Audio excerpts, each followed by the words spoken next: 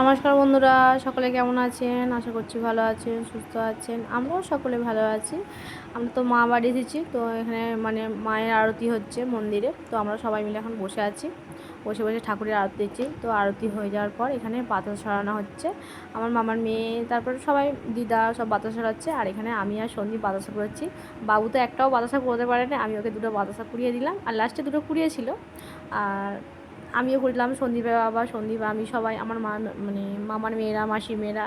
আর এখন মানে রাস্তা দিয়ে আবার যাচ্ছি বাড়ি। সন্দীপ তোর বাবার সঙ্গে চলে গেছে, আমি আর আমার বোন যাচ্ছি, ওর বাবার সঙ্গে গাড়িতে গেছে। আর